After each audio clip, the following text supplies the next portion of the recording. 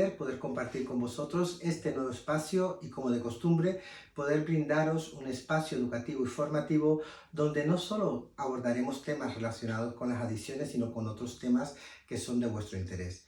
Hoy hablaremos del trastorno bipolar y para este tema contamos con una invitada excepcional, una invitada de lujo con más de 30 años de experiencia.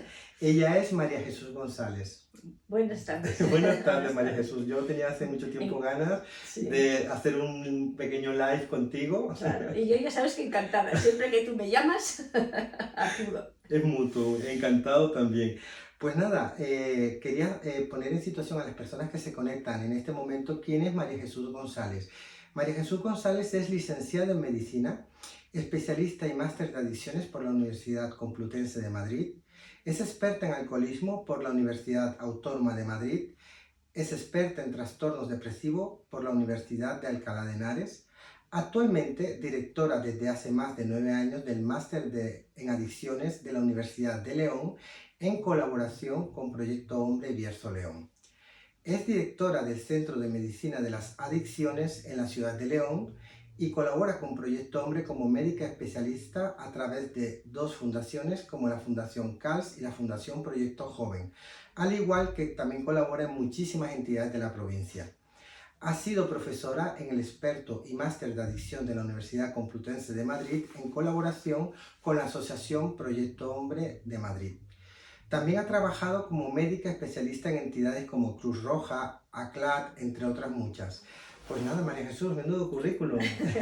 Bueno, son muchos años y además ya sabes que es un tema que a mí me apasiona y desde que empecé a trabajar en esto siempre he estado feliz y sigo igual de feliz y de entusiasmada.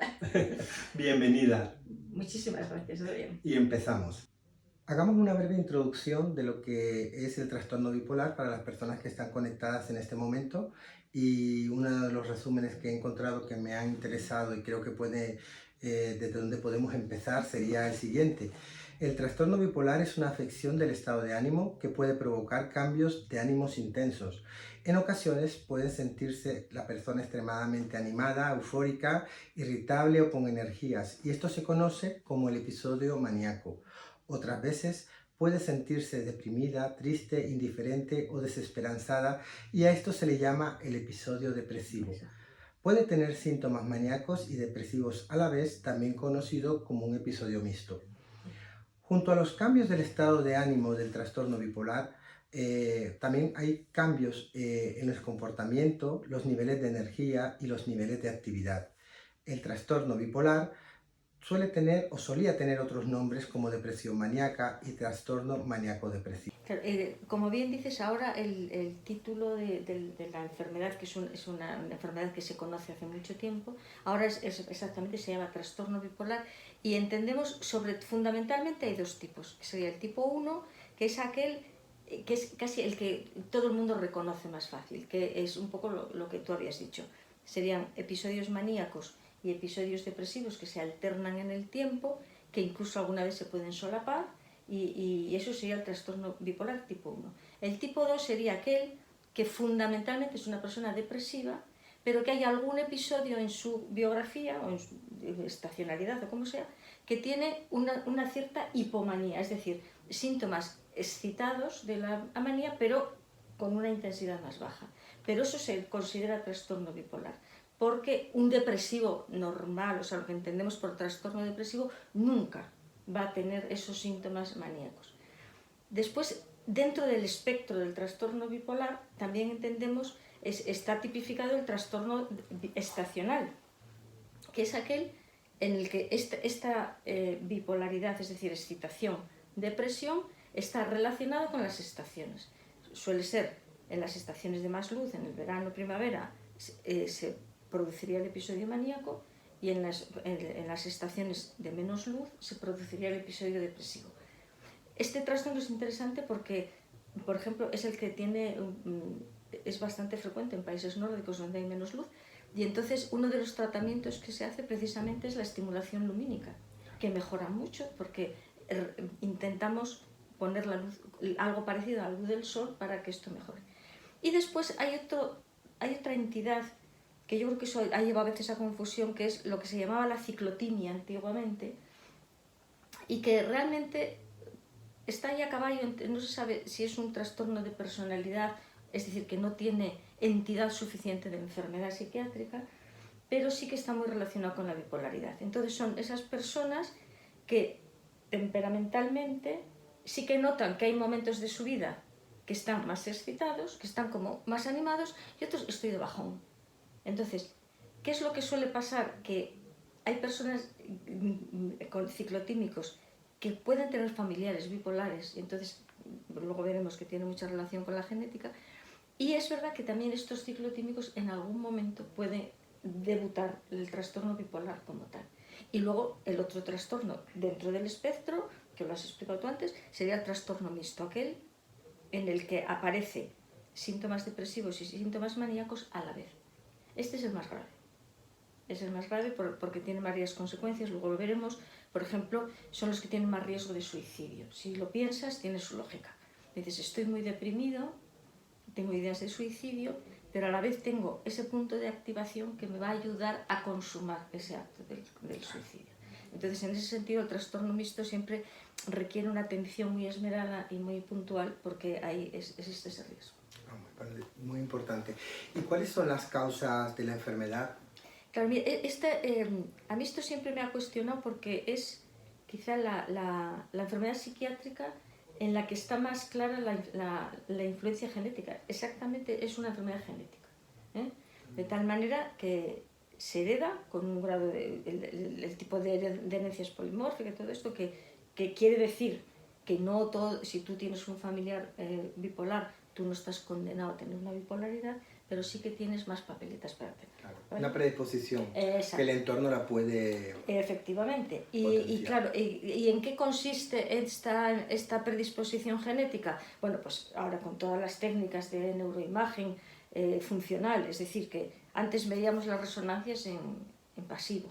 Ahora somos capaces de poner una resonancia en una persona que está activa y vemos qué pasa cuando tiene ideas depresivas, qué zonas del cerebro se activan, cuando está en un episodio maníaco, qué zonas se activan en el episodio maníaco. Entonces somos capaces de ver cómo el trastorno bipolar lo que tienen es una alteración en todo el equilibrio del sistema límbico, que ahí están involucrados, sobre todo la dopamina, que sería la droga más del placer, que se excitaría más en los episodios maníacos, y la serotonina, que sería la que baja más en los episodios depresivos.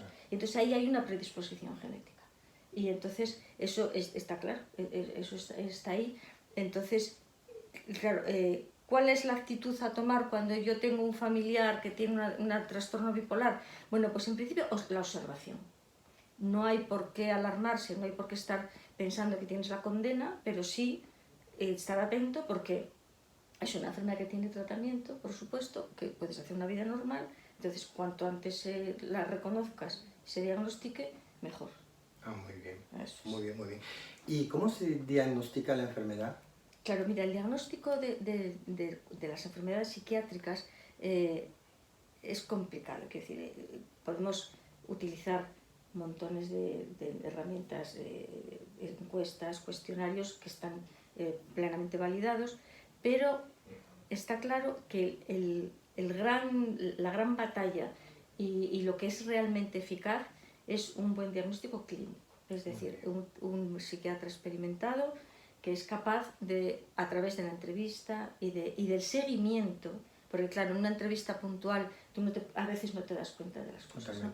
Entonces, en el seguimiento a lo largo del tiempo, tú te das cuenta cómo esta persona es verdad que va haciendo estas variaciones en su estado de ánimo. Claro, también hay que aclarar que ahora está muy de moda, los chicos jóvenes lo dicen mucho, pareces bipolar. Sí, eso lo dice mucho la gente, sí, joven sobre todo.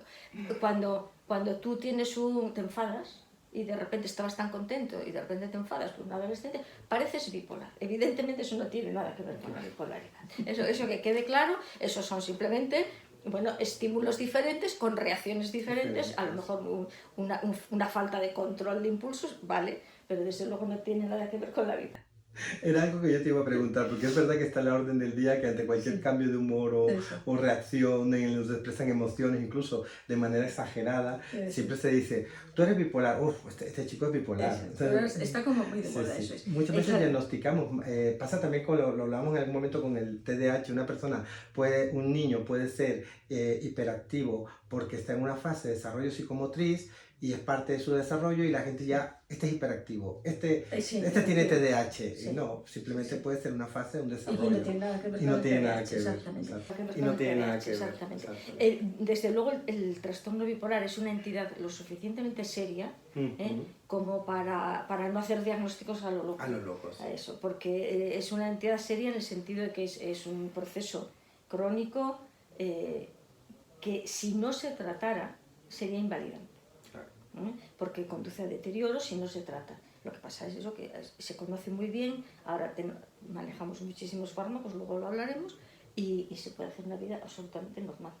Una cosa importante que sí quería resaltar de lo que has dicho es el tema del seguimiento en el diagnóstico. Efectivamente, nuestros sistemas sanitarios hoy en día, por eso aparecen muchísimos diagnósticos equivocados, porque no hay un seguimiento. El sistema no es una cuestión de los profesionales, siempre lo decimos cuando hablamos de estas cosas, es simplemente porque el tiempo muchas veces en consulta para un diagnóstico no es el suficiente y los recursos que naturalmente vienen de cada país, de cada estado, no te permiten que se pueda hacer muchas veces el seguimiento como el profesional quisiera. Entonces, pues muchas veces los diagnósticos pueden ser poco acertados o pueden ser equívocos, pero más que todo es por ese sistema. Y a través del seguimiento es muy importante porque afianzas realmente el diagnóstico. Puede ser una persona presente en una situación, en una primera entrevista, pero que realmente no marca que tenga... Claro, a mí me ha pasado muchas veces, en una primera entrevista una persona te impresiona como algo diferente y es a través del seguimiento en distintas situaciones personales, ante distintas...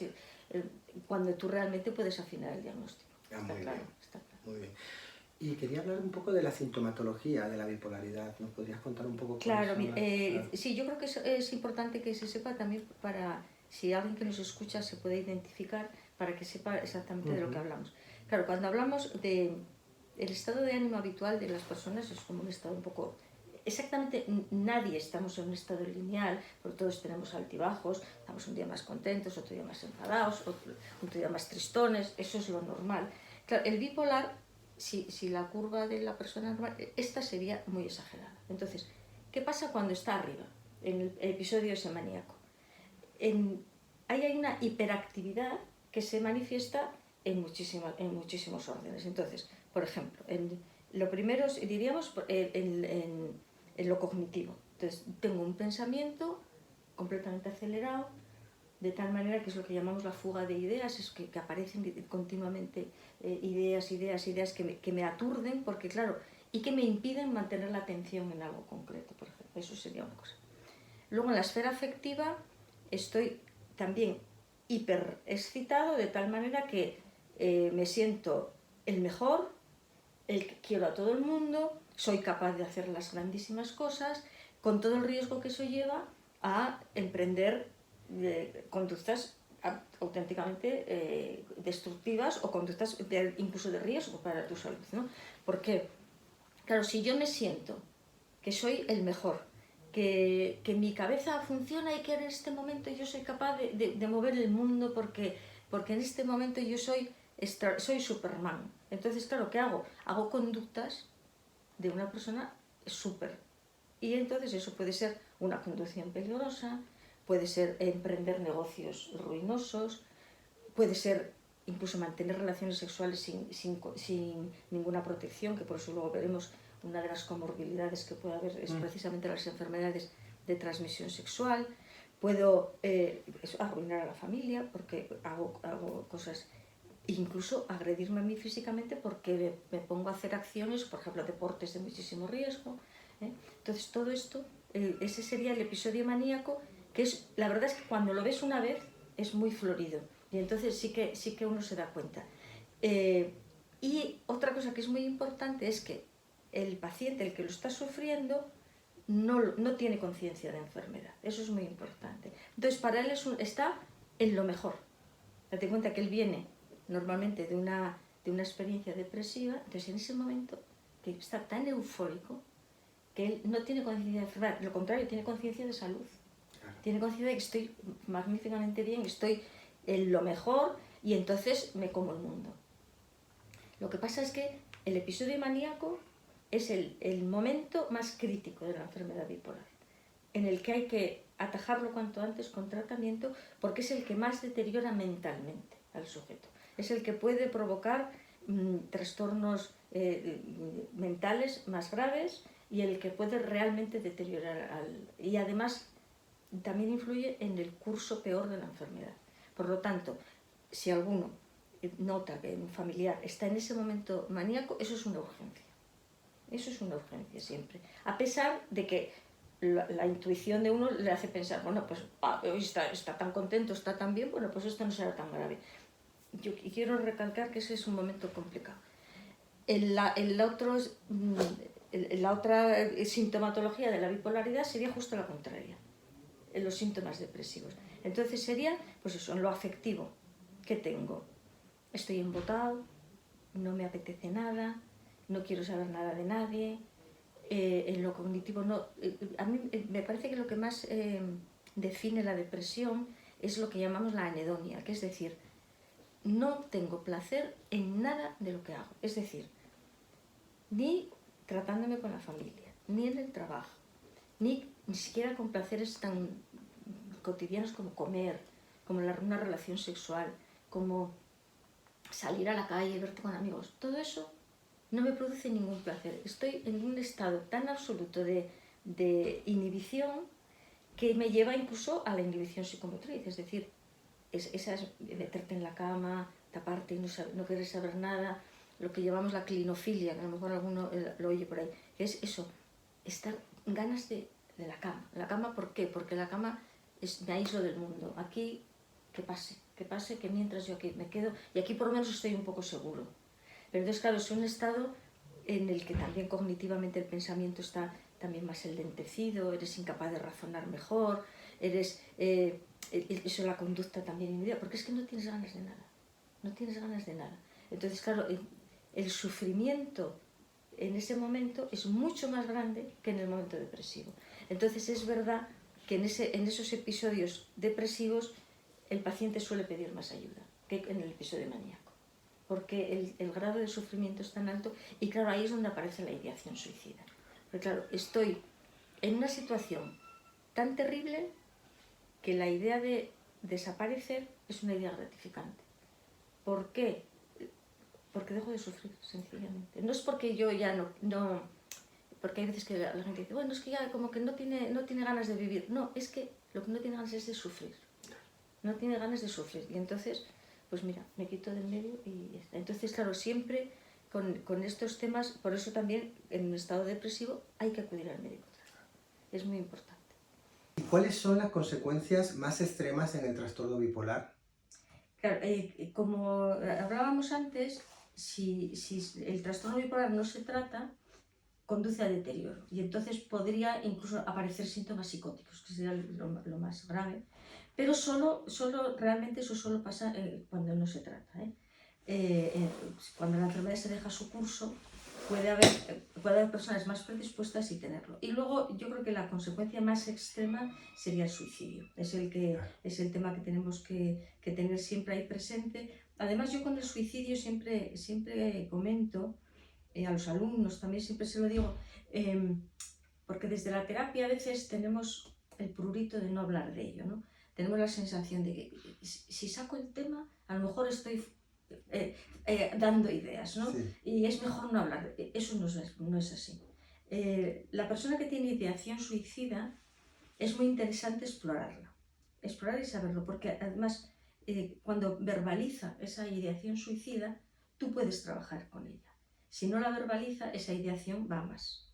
En cambio, cuando tú trabajas con esa ideación y elaboras exactamente todo el proceso que está pasando, es cuando realmente podemos prevenir ese suicidio. Entonces es muy importante no tener miedo a hablar del suicidio.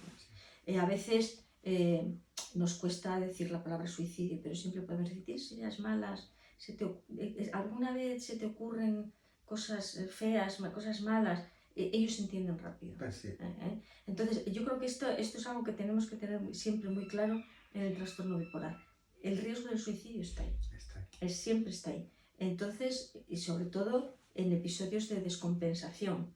Entonces, ahí siempre explorarlo. Esa ideación, explorarla, siempre. Siempre, porque siempre se puede tratar.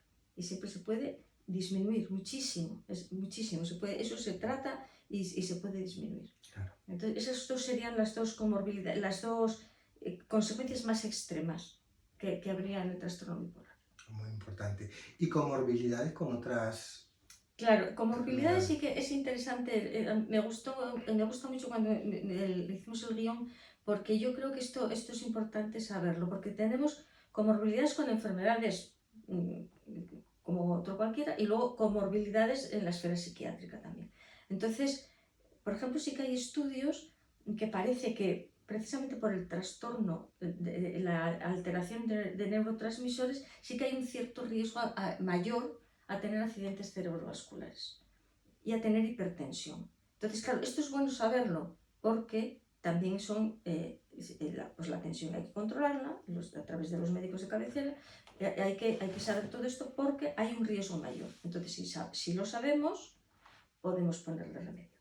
También hay un riesgo mayor, que eso es curioso, a la migraña, sobre todo en mujeres. El trastorno bipolar es un poquitín más frecuente en mujeres que en hombres, muy poquito, pero es un poco más, y estas mujeres suelen tener más riesgo de migrañas, que también es interesante saber. También, por ejemplo, el hipotiroidismo, que también es otra enfermedad que también habría que explorarla y tenerla en cuenta.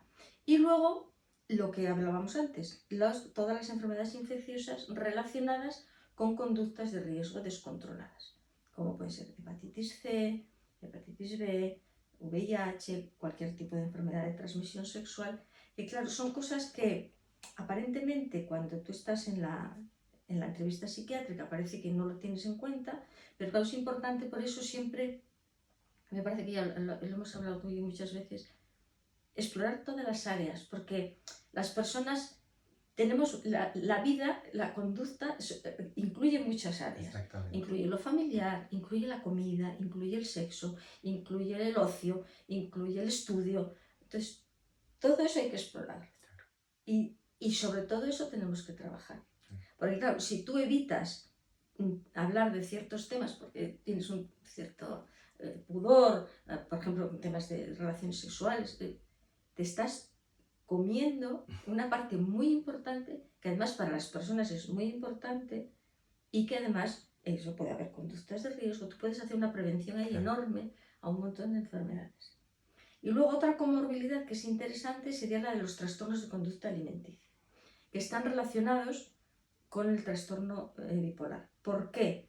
Pues porque muchas veces personas con depresión intentan compensar de alguna manera comiendo. Entonces es más frecuente el trastorno por atracón, esos atracones nocturnos a la nevera, cuando estoy deprimida, no duermo, me despierto pronto, entonces me voy a la nevera y como, o ya bulimias, que ya sería, además del atracón, la provocación del vómito detrás por ese miedo a engordar y todo eso. Eso serían dentro de la comorbilidad más física. La comorbilidad psiquiátrica es un poco más potente, claro.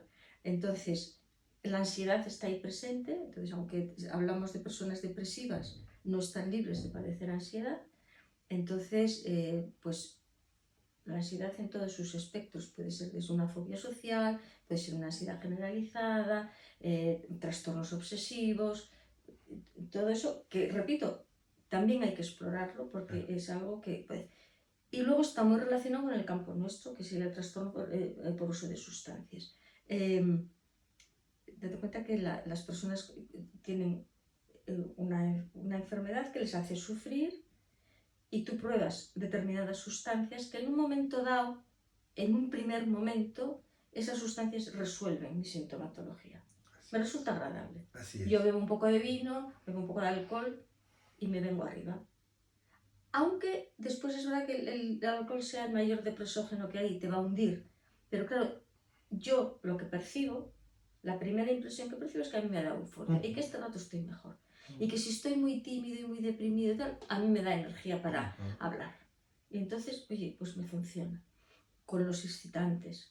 Entonces es muy fácil que los bipolares acudan a las sustancias legales e ilegales, igual, porque el tabaco, por ejemplo, también se utiliza mucho, porque el tabaco tiene una característica interesante que es que ayuda con los efectos indeseables de la medicación.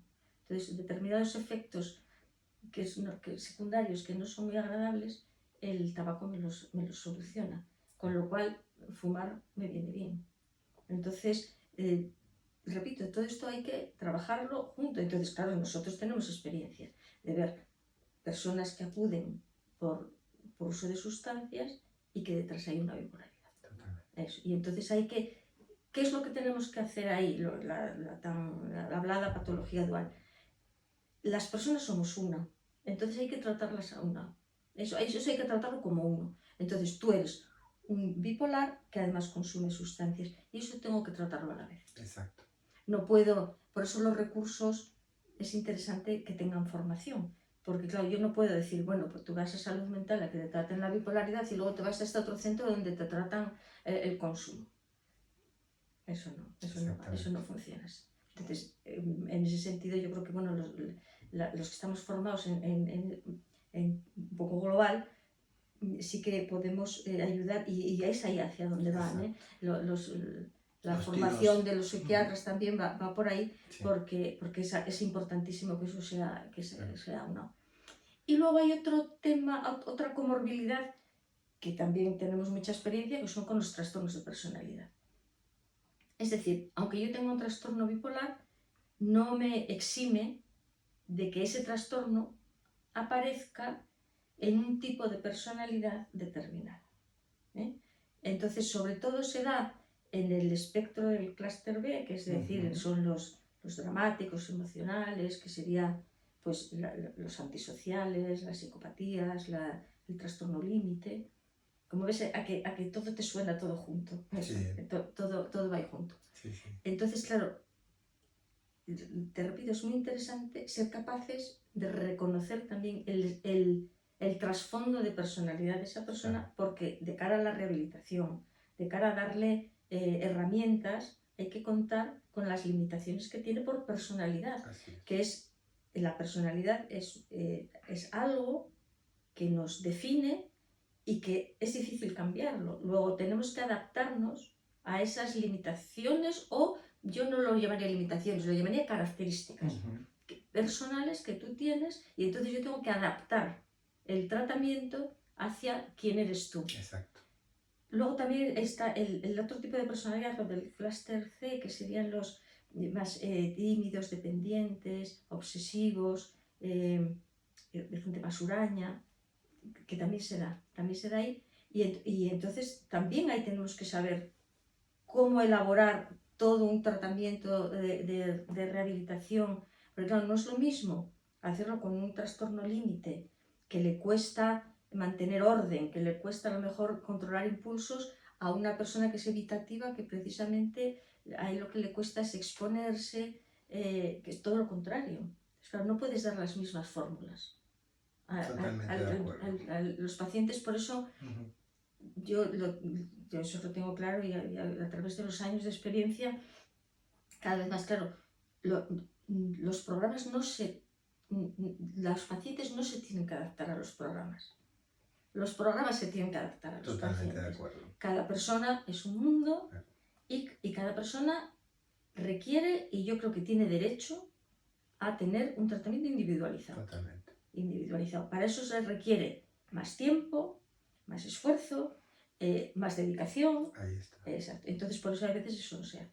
Claro. Pero eso no quiere decir que no sea el tratamiento ideal. Y nosotros, yo creo que estamos obligados moralmente a ir hacia la excelencia en los tratamientos. Hacerlo lo mejor que podemos y sabemos, porque nuestros pacientes lo merecen. Y además, cuando tú tienes un paciente que viene a verte, está depositando en ti toda su confianza, ¿no? Claro. Para que tú entregues todo lo que honestamente tú sabes y no puedes guardarte nada ni dejar de hacer ningún esfuerzo para que él se encuentre lo mejor que se pueda encontrar. A mí eso me parece muy importante. Entonces, esa entrega, y claro, son estos que en parte es lo bonito de nuestro trabajo, ¿no? Sí. Que exige una entrega personal, porque si no la tienes, es que después se limita el éxito del tratamiento.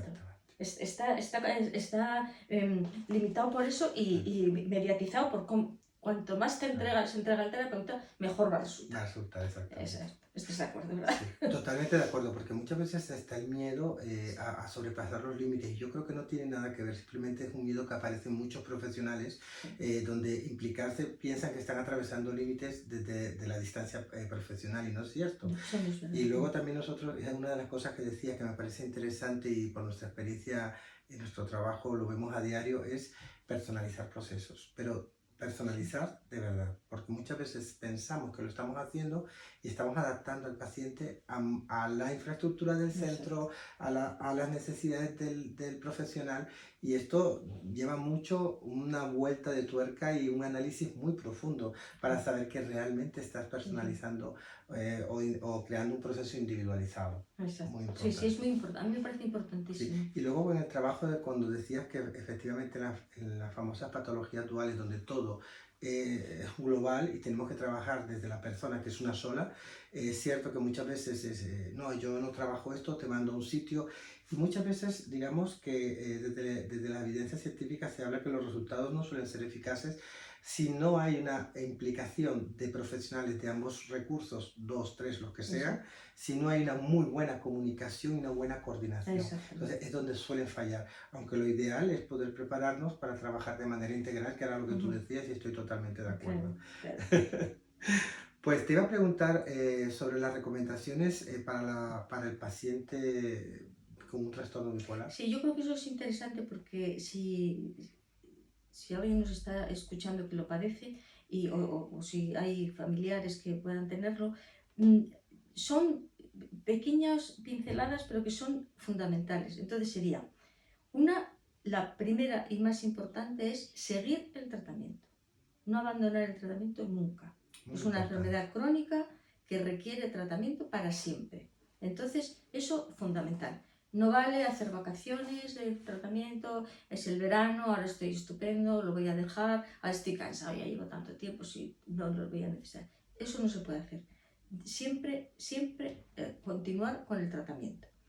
Otra cosa es tener un cierto orden en el día, sobre todo el sueño, una buena higiene del sueño. Es decir, un bipolar que, por ejemplo, duerme poco o empieza a no... por ejemplo, pues porque empieza a salir de fiesta, ese tipo de cosas, eso es lo que puede hacer que se genere un viraje, y hay una ciclación por culpa de dormir mal. Entonces, las horas del sueño son fundamentales. El horario de comidas también. ¿Por qué? Porque todo eso interviene en el cerebro.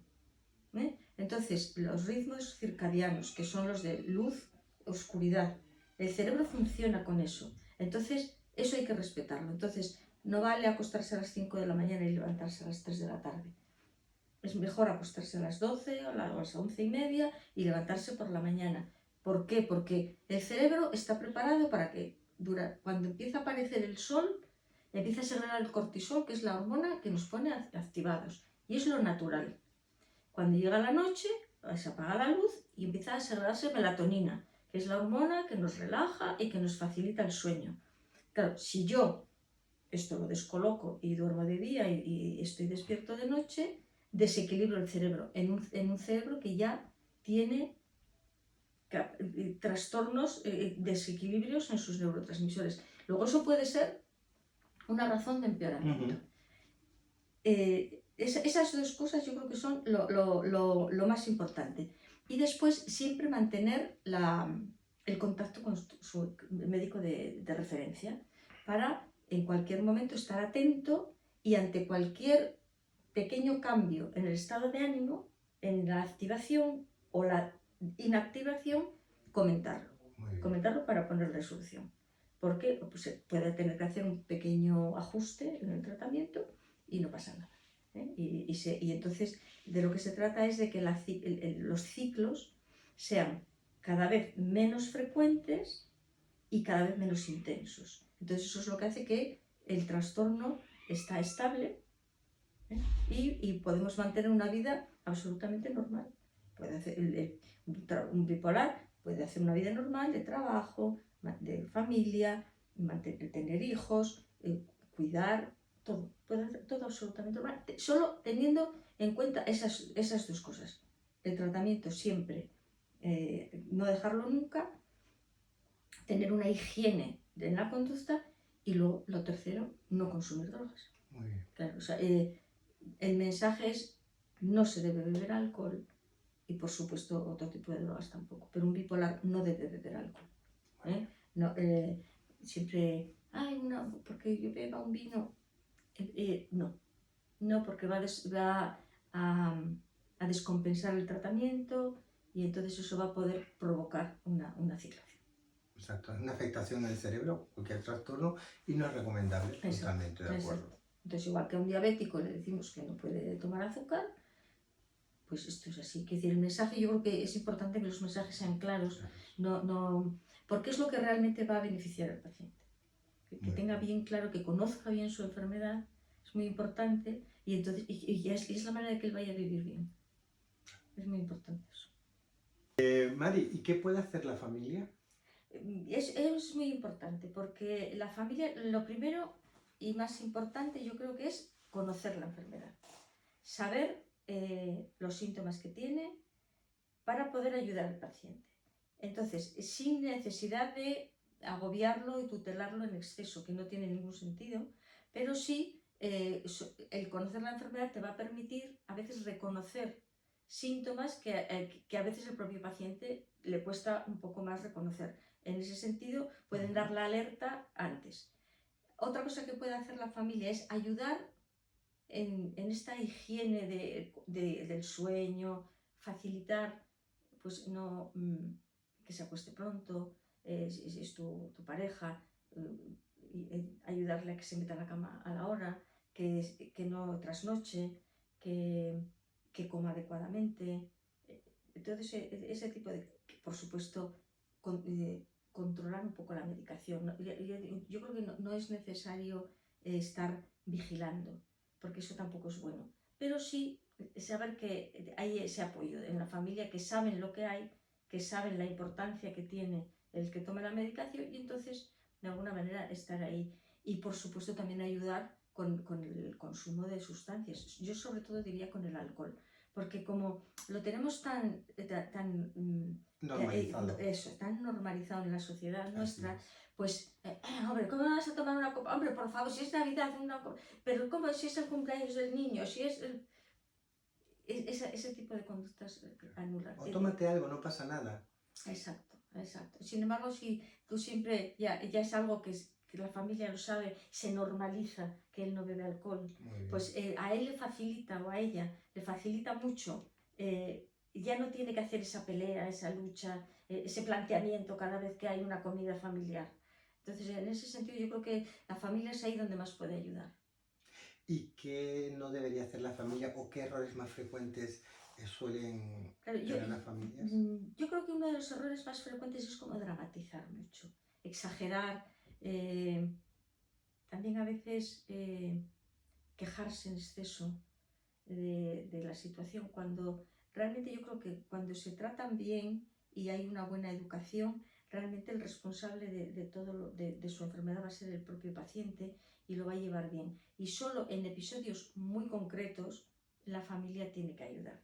Entonces, yo creo que el mayor error, y yo creo que el otro error, sobre todo se da en chicas, es el exceso de tutela. Claro. La hiperprotección, no, es que tú no puedes trabajar, no, es que tú con esto es mejor que no te cases, no, tú es que con esto no puedes hacer una vida, no viajes, porque esto... Cuando realmente una persona con su medicación, con sus pequeñas normas, no puede hacer una vida completamente normal. Entonces a veces las familias, casi siempre por exceso, de protección, de sobre el foco demasiado puesto en el paciente, que también a él le da una sensación de invalidez, que no es cierta. Entonces a mí eso sí que me parece que es muy, muy importante que nos tranquilicemos con la bipolaridad. Conocemos muchísima gente famosa, bipolar, que son actores famosísimos, que trabajan, actúan, tienen éxito en sus vidas. No, solo es conocer la enfermedad y saber las pequeñas limitaciones que tú tienes por ella. Y nada más que eso. Es muy importante. También una de las cosas que nosotros encontramos mucho en nuestro trabajo, que muchas veces las familias tienen unas expectativas que ni el centro, ni el profesional de referencia, ni el propio paciente van a poder cumplir. Entonces también es aterrizarle a lo que pueden esperar, porque muchas veces quieren que cuando ven una mejoría o ven una evolución, quieren como que esto se olvide, claro, y quieren que le llevan a que sea una persona como que no tiene un trastorno, y sí va a estar en muchos momentos presente a lo largo, claro, de la vida. Es algo crónico. Es algo crónico y es muy importante. Y es que pongo siempre el ejemplo de la diabetes, porque ahí todo el mundo entiende lo que es para siempre y que puedes vivir con ella. Pues esto es una cosa parecida, es un proceso crónico que sí que va a tener, yo te repito, si el tratamiento está bien hecho, el seguimiento se hace bien y el control es tan bueno que va a haber solo pequeños episodios, pero muy leves. Entonces no va a haber grandes alarmas ni grandes catástrofes. Eso solo pasa cuando se abandona la medicación, cuando se incluyen sustancias, cuando empiezas a trasnochar. Si no, no pasa nada. Entonces es tranquilidad, pero sabiendo que es un proceso crónico, exclusivamente. Eso. Y yo te iba a hacer una pregunta de algo que nos estamos encontrando cada vez más. Hay algunas asociaciones que trabajan con la decisión del paciente de no medicarse, por ejemplo, y aún estando recomendado por profesionales de salud mental, ellos intentan, digamos, de alguna manera les llevan como a aprender a gestionar esos momentos de crisis por ellos mismos, a través del autoconocimiento y basado en una adecuada gestión emocional. ¿Qué opinión te merece esto?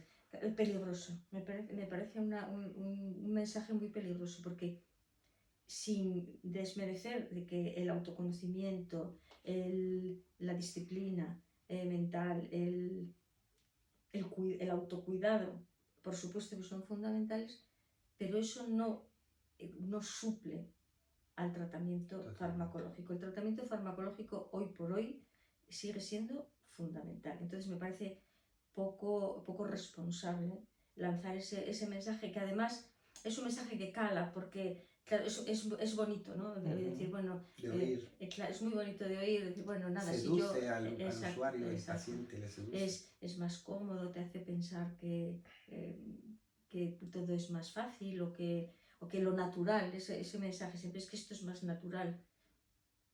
No tiene ningún sentido. No son eficaces, no está demostrado que ningún tratamiento no convencional tenga ninguna eficacia sobre el trastorno bipolar, ni el Reiki, ni las flores de Bach, ninguno de esos tratamientos tiene ninguna evidencia científica. Sin embargo, el tratamiento farmacológico tiene una evidencia científica clara de eficacia, de ayuda a poder mantener una vida absolutamente normal. Claro. Y los bipolares, el siglo pasado, tenían muchos problemas. Ahora mismo no. Claro. Ahora mismo no se puede hacer una vida normal. Yo estoy de acuerdo. Muchas veces los tratamientos integrales, o sea, una cosa es que el Reiki, la acupuntura, etcétera, etcétera, pueden hacer algo complementario, pero con un tratamiento base. Exacto. Y ahí sí da un efecto, porque se junta todo, y ese global también ayuda al paciente a ir saliendo y evolucionando. Y otra cosa es que se convierta en algo alternativo. Claro. Si es algo alternativo es muy peligroso. Eso es el problema, porque es cierto, porque todas estas terapias sí que ayudan en el sentido del autocuidado. O sea, tú cuando haces este tipo de cosas complementa un proceso eso complementa base. Porque además tú te estás diciendo me cuido, me importo y todo esto. Pero claro, nunca puede sustituir al ya está. tratamiento farmacológico. Y también Puede complementarlo perfectamente. Claro, y también importante para los profesionales trabajar esa concienciación de mi situación personal, de mi problema, mi condición o mi característica, como la prefiramos llamarla, pero tenemos que tener trabajar esa concienciación de la enfermedad. Claro, sí, es muy importante porque si te acuerdas al principio lo hablábamos que, por ejemplo, en el episodio maníaco hay una ausencia de conciencia de enfermedad. Entonces, claro, es muy importante porque cuando tú, por eso el conocimiento, la información, todas las dudas resolverlas, que no quede ahí nada nunca en el tintero, que siempre se puede hablar de todo, es muy, muy importante porque el paciente es eso, conoce la enfermedad y toma conciencia de quién es él. Eso es. Esto es muy importante.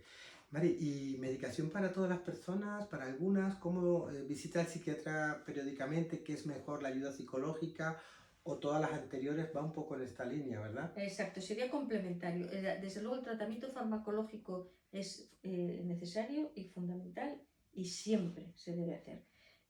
Hay unos tratamientos de base que sobre todo son algún antidepresivo, que normalmente en los episodios maníacos es mejor no ponerlos, pero normalmente en periodos de mantenimiento se ponen antidepresivos, los estabilizadores del ánimo, que te sonarán, pues la motrigina, el valproato, el litio, todos esos fármacos que son muy interesantes porque nos ayudan precisamente a mantener estable el ánimo, y después hay algunos antipsicóticos que también ayudan a mantener el ánimo y ayudan precisamente a que no se produzcan los ciclos. Claro. Entonces, por eso, tratamiento farmacológico siempre.